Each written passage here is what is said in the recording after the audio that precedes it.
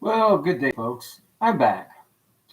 I'm doing another one of my talks today about The Secret by Byron Preiss. If you're not familiar with it, it's basically a series of images, puzzles, and verses that people are trying to match together, along with the information in the back of the book to determine where a cask is located somewhere within the United States. This particular presentation will be on the idea that there might be a cask at Portsmouth Square in San Francisco. And I'm not the first to present this idea. In fact, a television crew followed a guy to his dig site at Portsmouth Square and did actually follow him as he tried to uncover the secret in this location. And so, for those people in San Francisco who think that there might be one of the casts in that city, and again, I'm just going to go over the tabs that I have researched in the past. I'm working to get myself disengaged from the secret, but I have a series of folders and tabs where I've done research on these puzzles, and so I'm just presenting the information that I found. And so let's just look at Portsmouth Square. It's basically was once known as Portsmouth Plaza or the Plaza de Yerba Buena, and it's near the Chinatown area, or is the Chinatown area, and it's bordered by Kearny Street on the east, Washington Street on the north, Clay Street on the south, and Lum Place on the west. And if you look up who Lum was this guy that was involved in Chinese American rights early on. They founded a business where they sold, I think it was goods to people. They originally arrived in San Francisco as miners. So again, Chinese miners, that kind of thing. This was originally basically a place that was founded as kind of a town square.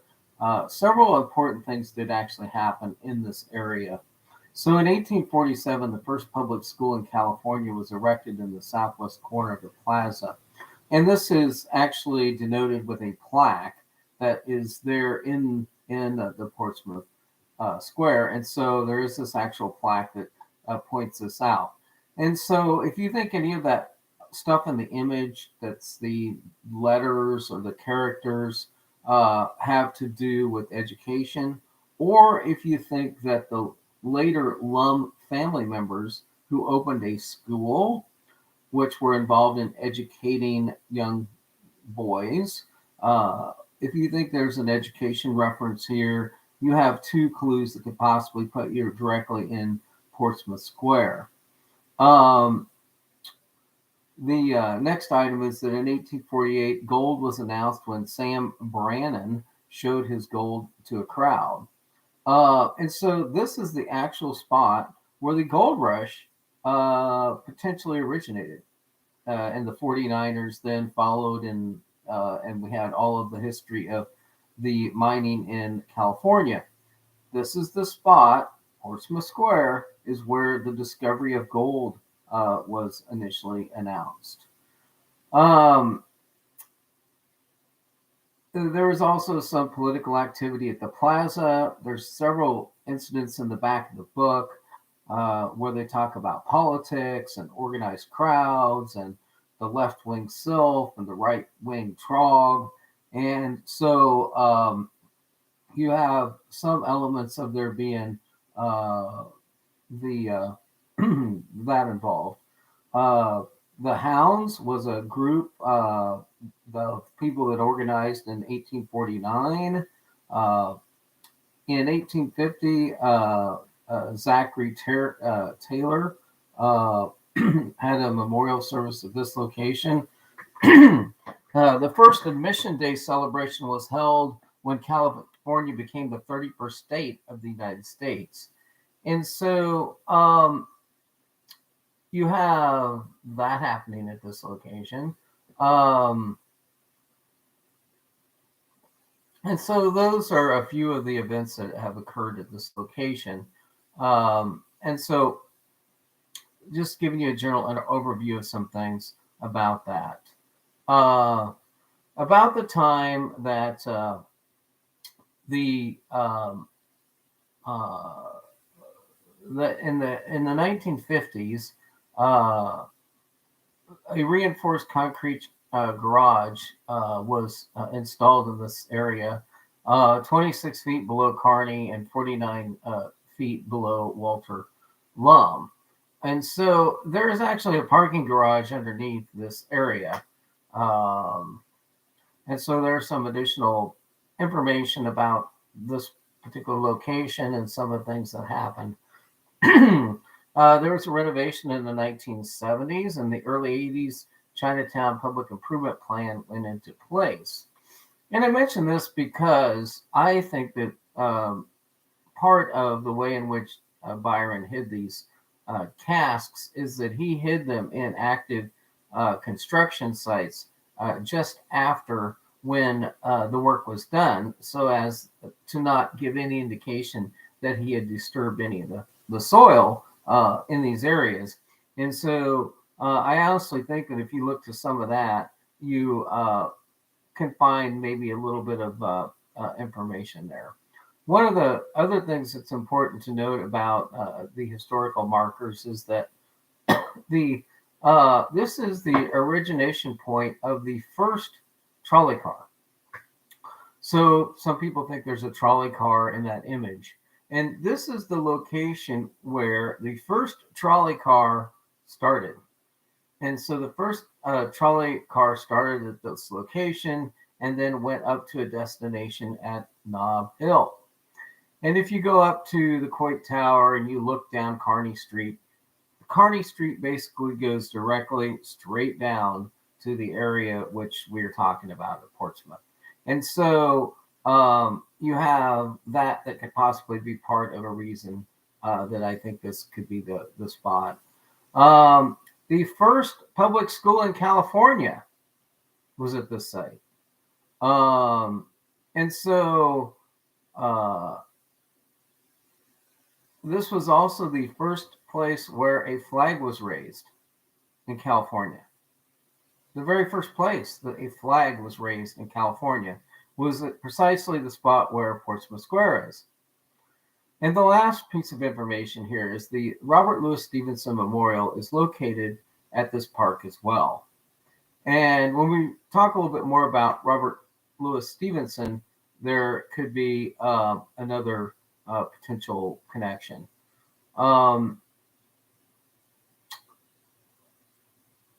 And I don't know when this thing called the it was the eastern terminus of the first cable car system. That's the plaque that's in the park. So for those of you that see that in the image. Okay, so that just gives you the information about what Portsmouth Square is. So let's look at Kearney Street. Okay. Okay, I'm going to go to this next tab. We're just going to talk about each of them in order. So Walter Uriah Lum, he's a Chinese American leader, newspaper editor, educator, and advocate of Chinese American civil rights. Born in San Francisco, he basically started out getting a private education and learned Chinese and English, became a member of the Chinese Nationalist Party. One interesting thing, he served as vice president and managing director of the Chinese-owned China Mail Steamship Line. And I've kind of got this fascination with these boats that haul mail, because I think that in the bookend of this is obviously over in the New York area, and I've talked about how I think that it has to do with the Carpathia and the YMCA, where the people that were saved by the Titanic rescue ended up at that hotel, and that's where that general area is where we're talking about on that pier. But anyway, so his school that he opened taught in the Chinese characters. And so I'm wondering if some of the embroidery on that outfit has to do with the lettering there. Okay, let's look at Robert Louis Stevenson's marker. And so Robert Louis Stevenson was honored with a monument in Portsmouth Square in Chinatown.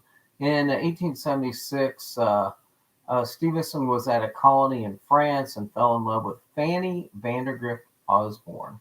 Now, I haven't mentioned the Chinese and the Japanese and their fans, but maybe here's a Fanny that we can talk about. Uh, but she was married with several children and was 11 years older than him. Fanny was called home by her husband in San Francisco. Excuse me. After a while, Fanny telegraphed Stevenson asking to join her, and he headed to San Francisco.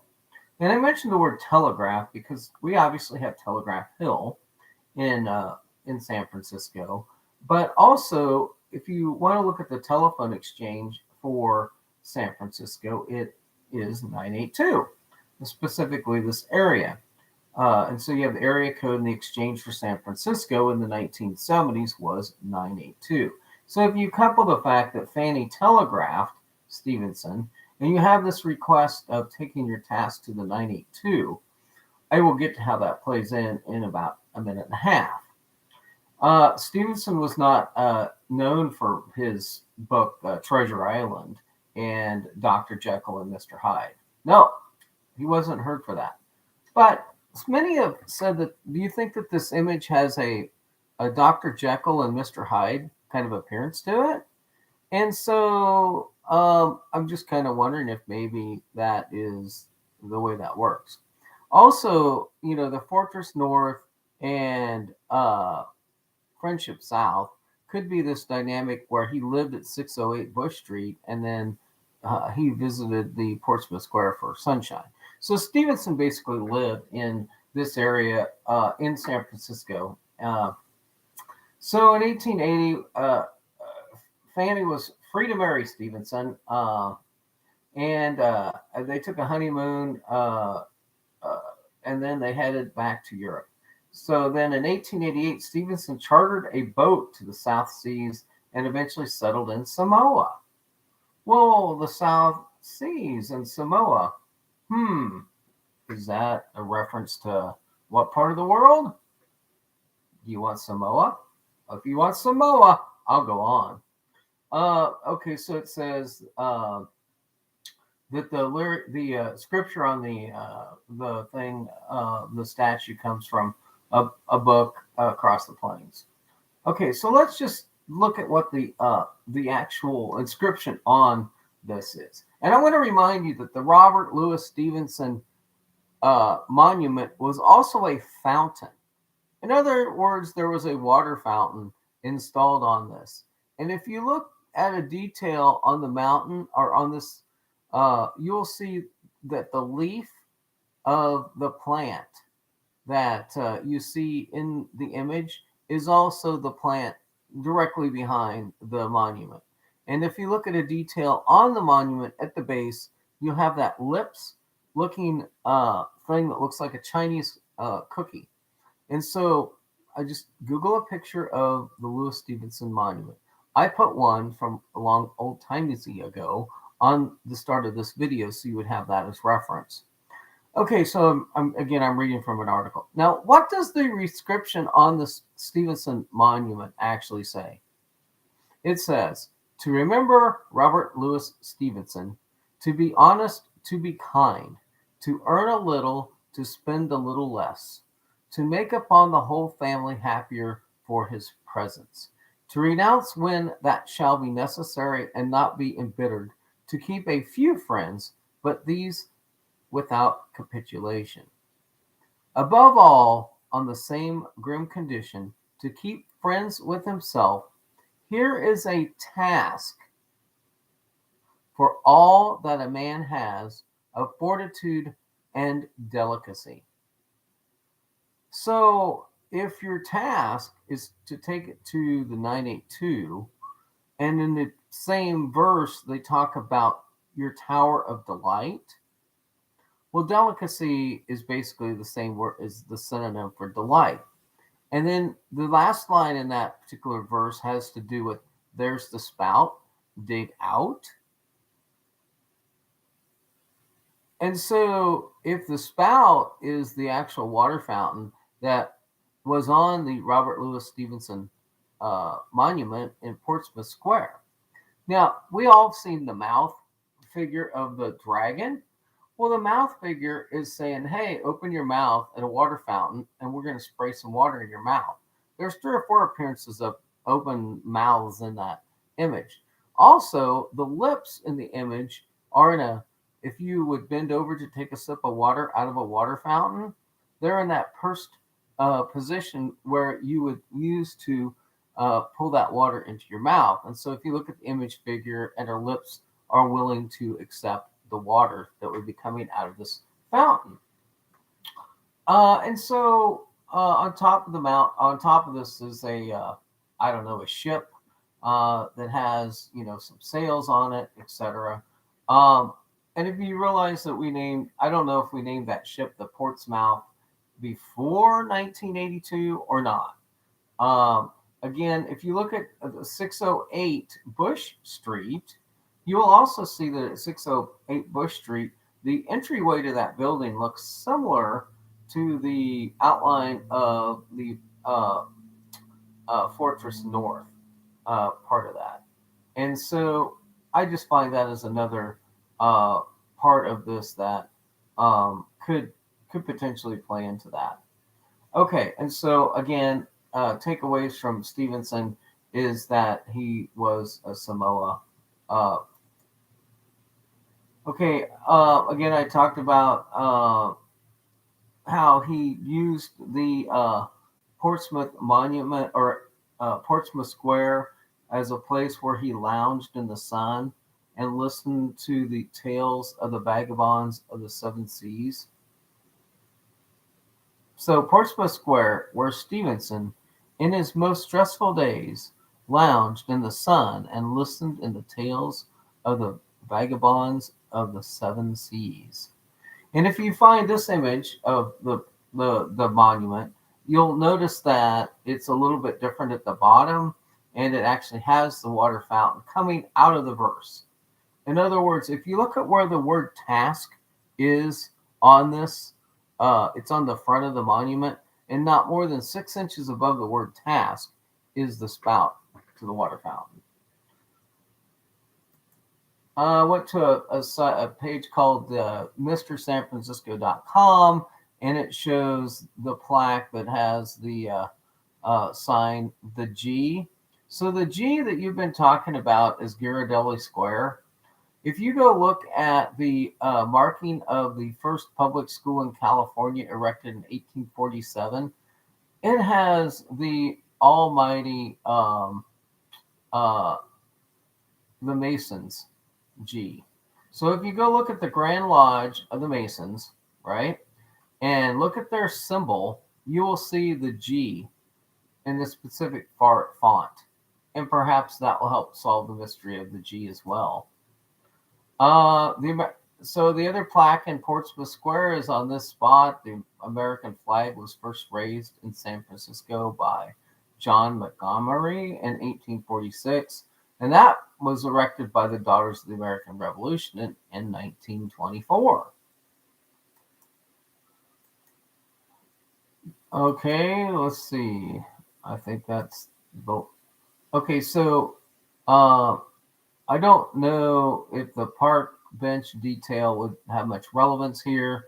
And so the spot that this guy looked like on the video of being in Portsmouth Square and covered by the local news out there and digging, he looks to have been, and he didn't dig more than just a little bit. He looked to be digging over by that tree on the corner. I honestly believe that the item is proximately close to where that spout on that monument is, and they should have been looking at that. But the other question is, how many times has this thing been moved?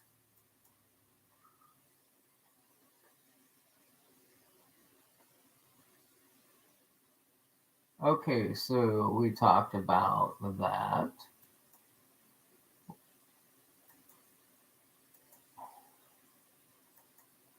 Okay, I just got a couple of more items about this area.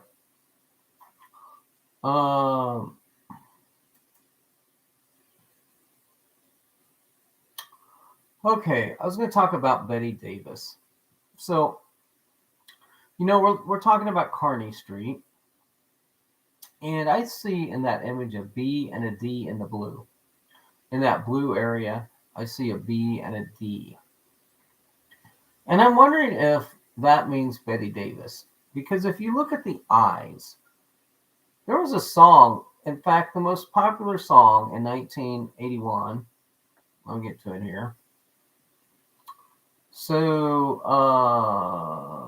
here it is. Davis's name became well known to a younger audience when Kim Carnes' song, again, we're on Kearney Street. Kim would be a Asian name. The song Betty Davis Eyes became a worldwide hit and best-selling record of 1981. So in 1981, when this book was written, the number one song in the country was Betty Davis Eyes. Uh, and so that's a little bit about Betty Davis Eyes. But Betty Davis also gets you to San Francisco because she was in at least 3 movies. One of them was even called or named San Francisco. And so, if you consider the fact that Betty Davis was in the movie San Francisco, uh, it gets you directly a direct connection to Betty Davis Eyes and San Francisco. I'm trying to look up that movie here.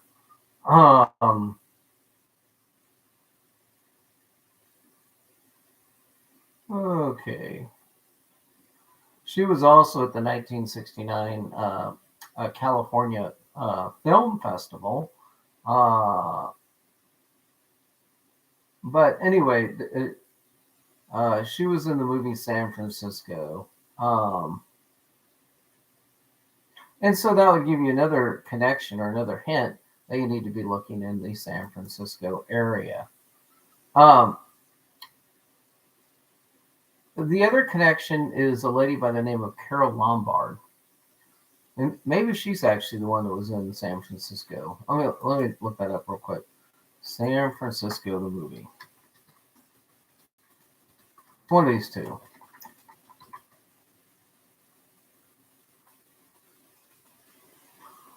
Okay.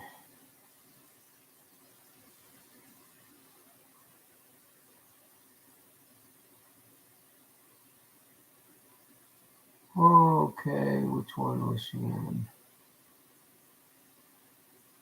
Well, it doesn't matter because the connection is that there would be, the idea that the movie included one of those two actresses. And the Lombard connection is because of Lombard Street. Just pointing out that there would be, we have Lombard, and maybe the address and information is off of Lombard. And Lombard Street actually kind of has another connection if you look at the shape of that squiggly, uh, let's just say serpent, and you look at this Lombard Street and how it, curves around and makes all these different directions. And so there's your other potential connection to that. I was just going to Google Kearney Street and see what all was on Kearney Street, San Francisco. And if you watch this, you may have to play it back at, 2x because I don't get going very fast. So I'm looking up Kearney Street. So it runs from Market Street to the Embarcadero toward the south, and it separates the financial district from Union Square and Chinatown districts. Further north, it passes over Telegraph Hill. So I like the fact that Kearney Street runs directly from Telegraph Hill, which could again be the 982 reference. And I've said in the past, I think potentially that in the nose of the image figure, there's the Coit Tower in there. And so if you're talking about the address and information being Kearney Street, um, uh, the Kearney Street was originally named La Cala de la Fundación, and I can't speak Spanish, so but that meant Street of the Founding. Uh, and again, they're linking the current spelling to either General Philip Kearny or Dennis Kearny or Stephen Watts Kearny. It doesn't matter. But at Kearny and Clay was the lower end of the first cable line in America. So that I made that point earlier. Um, During the 20th century, uh, running north from the Market Street to the Barbary Coast, Kearny Street was the avenue of honky tonks and saloons, frequented by racetrack tipsters and other shady professionals. Uh, so, um, yeah, interesting stuff happening on Kearny Street. Um, yeah, if you really like, Kearny Street, there's this Lotus Fountain, and this is where they held the commemoration of the 1906. Uh, so I don't know. You've got that, uh, and then the other thing about the Kearny Street is it said the nation's first worker-owned peep show was in Portsmouth Square. So, and the operator, the name of that place was called the Lucky Lady. And so, but there you go. Things you didn't know about Portsmouth Square. Kearny Street is a song by the American composer Rob McEwen. Wow, I bet you that came out. Yeah, he wasn't even alive until he was alive in 1933. Oh, well, there you go. Sometimes you can go on these wonderful tangents on YouTube. Okay, so I always like matching the verses and the images, and so I don't like to go. It says match verse one to image number one, right? So verse one's Fortress North. Let's just do it. Let's just say verse one matches to image one. Fortress North. So this could either be the address that Lewis Stevenson had on Bush Street, or it could be the Alcatraz. Uh, Friendship South. Take your task to the number 982. Well, I've already said that could either be Telegraph Hill, it could be the first telegraph line, or it could be the area code exchange. You got to remember in the back of the book, there's a picture of somebody sitting next to a Bell telephone picture. And so you got to believe that one of these puzzles has to do maybe a little bit with the telegraph, maybe some more, like as in Samuel Morse, some Morse. Maybe there's some Morse involved here. Through the Wood note line Fears. And I actually just think this is Natalie Wood because Natalie Wood has an association with San Francisco, and she's dead, by the way. And so Deadwood could also be, a number. Tiger Wood could be a number of things. Not Tiger Woods, but Tiger Wood. So in the sky, the water veers. Well, I mean, I think this again is the fountain. Small of scale, step across. Perspective should not be lost. Now, if you're talking about the Coit Tower, you honestly could just say that perspective has to do with the Coit Tower. In the center of four alike, small split, three windows light. So I don't know. At one time, next to the Lewis Stevenson fountain, you used to have four boats. There was four structures at the base of that monument, and you have to go back and look at all the historical pictures of what the Lewis Stevenson fountain looked like. Also, the perspective could also refer to anything that has to do with the Masons because of the plaque. of the Masons and, the all-seeing eye and that kind of thing. Um, could be that verse. You just have to probably be there to see exactly what matches up for your soul. Our strongest tower of delight. Now, this could be the Empress Restaurant, which is on Lum Street, which is part of that area of Chinatown. And the Tower of Delight could be the Empress of China, in which this figure is actually the Empress of China, right? Or our strongest Tower of Delight could be the verse that we read on the Stevenson monument itself, and that the in the center of four light could be the sails on the top of the ship there that adorns the top of that monument. And so we could be far enough along in the verse to where we're actually within feet of the spot, and that the this perspective should not be lost.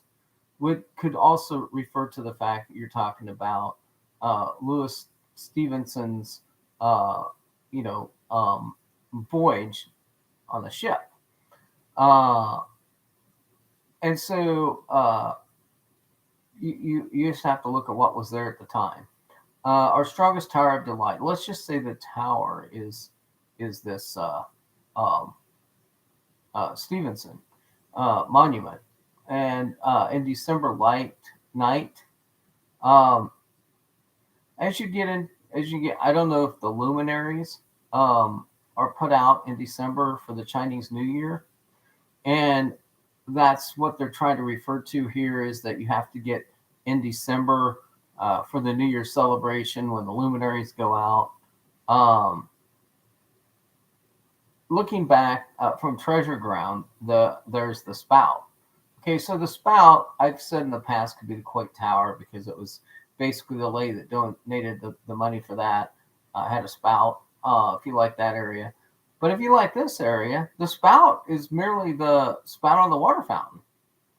And a whistle sounds could then refer to anything that has to do with the train whistle. Now, as I wrap this up and say, this is the research I did on the Portsmouth area, I've always had this interpretation of there's the spout, a whistle sounds, could mean that it's a tea kettle. And so there's the spout, a whistle sounds, maybe has something to do with a tea kettle. The Chinese famously have tea, right? And so I don't know if this is the confirmation that it's in Chinatown or not. But I've always read the last two lines in all these verses, I've read the last stanza sentences to be the confirmation that you are in the right spot before you dig. So I have thought maybe that there's the spout, a whistle sounds, just as a reference to tea and that you're at the right place. Now, if you're over in the park over there, this could also mean that you should be looking at the tea garden. So, and there's a statue in that park that you could walk through and get to this idea as well. But I've actually got the task, and I've got delight on a pretty permanent marker there. And so, just like as in the verse that goes that, the next verse that says at the place where jewels abound, the last two lines say that the name seeks meeting near the site, which means you've got a diamond that's going to be found in the diamond, right? And then as you go to the verse number 4, where you have Cleveland, the two countries, it says seek the columns for the search, which is giving you that confirmation that you are at the right spot in the last two lines of the verse. And then if you correctly match Chicago with verse number 5, and you take the last two lines that say get permission to dig out, get permission is your confirming clue that says that you're in Grant Park, and getting a permission is getting a grant.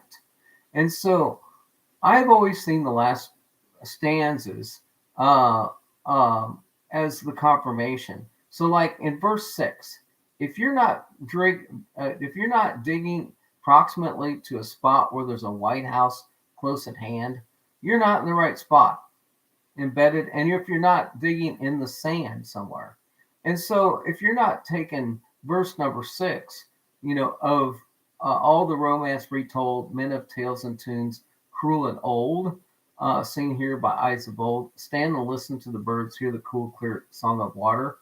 If there's not birds in the image, you're probably not. That's probably not a good match. And if you don't know that Edwin and Edwina are Bloxham related, and that the White House in Tallahassee is the Bloxham House, you're not going to get very close. In verse 7, it says, a giant pole, giant step to the place the cask is kept. So if you don't see or have a giant pole or a giant step in that, you're not going to get there. And if you look at verse 7 and you look at a giant pole, you're going to realize that perhaps is, and you got to say that these may not necessarily be literal or physical interpretations. So, like a giant pole could be like a big Polish, could be a Polish church, and a giant step could be somebody that limps and takes a big limping step. Uh, so, and then if you're looking at Twain's attention, obviously you can backwards go to what you would find that Mark Twain might be interested in, which is, by God, frickin' Mark Twain was interested in a lot of stuff, including Indians, by the way. Okay, I'm getting off topic. So I'm not going to continue on that. That's a show for another subject. So just in wrapping this up, since nobody joined me for this. Oh, 2 people joined me. Hey, good to see you guys. Glad you could join in. But so I guess what I'm saying is, I think there's a possibility that if you look at Portsmouth Square, Robert Louis Stevenson, and Samoa, because next to the Chinese Empress, you might want Samoa. And anyway, that would be how I would put this in there. But I'm going to end this video by saying the following. I honestly think that this one is on Catalina Island, and it has to do with the Bannings, and it has to do with Wrigley, and it has to do with the fact that they owned the island at one time, and that would also be another Portsmouth, because as you come into Catalina Island, you have that same mouth structure on Catalina Island when you arrive to Catalina Island, or at least in the part where most people go on Catalina Island. And I actually see Catalina Island in that image. It's where the serpent crosses in the middle. There's a part of that puzzle that looks like Catalina Island. And I have not been convinced that I can find the state of California shape in this image. And if you're talking about an immigration reference that has to do with Chinese Americans, you need to be moving further out into the ocean. And just honestly, I'm going to say it right now. I have a solve that puts the image number 1 at Pearl Harbor, utilizing the pearl as the important starting place to the image solve. And I don't want to obfuscate the secret anymore for the people who want to believe in all the stuff that they've been shown.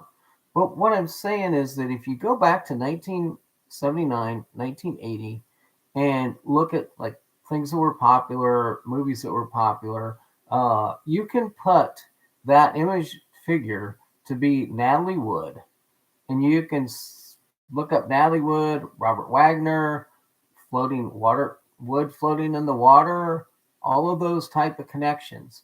It says wood in there. Well, what kind of wood? Dead wood.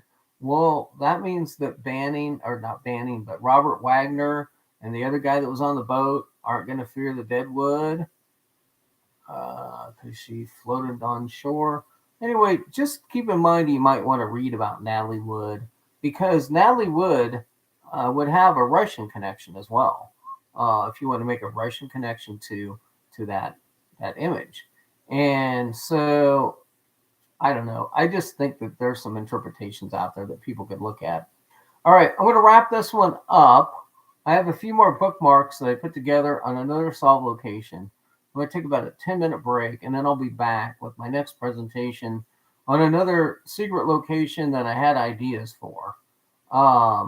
But, I mean, Lombard Street, the squiggly lines, and I think Lombard actually was in another of the previously solved puzzles.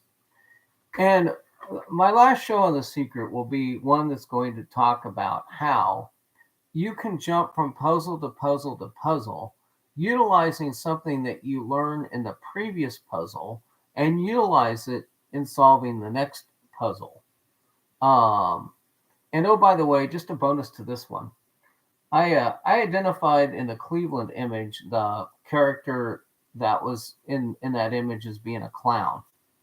With my further research on the Asmat tribe and Rockefeller, the young Rockefeller that just graduated from college, that was studying the anthropology of the Asmat people, I have learned that that face looks more like a tribal warrior of the Asmat tribe, which better explains why you have, the D in the stone, and then below it you have the headhunter, if you will.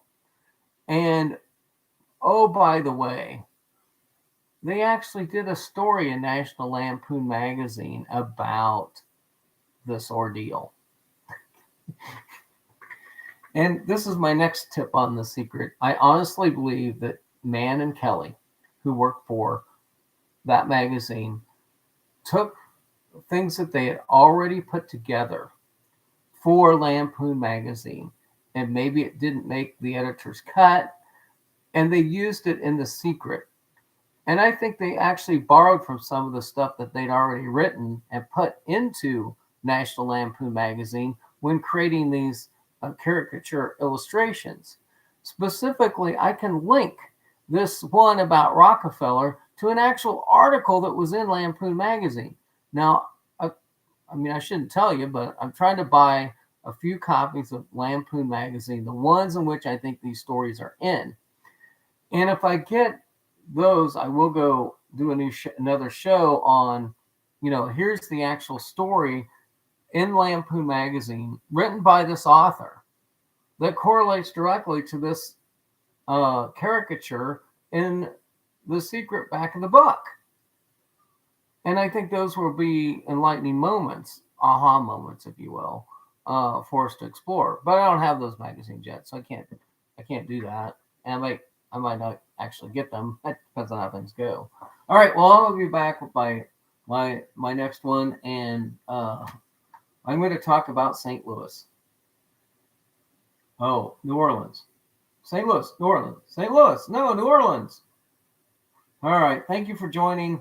Have a great day. I'll be back with my other notes.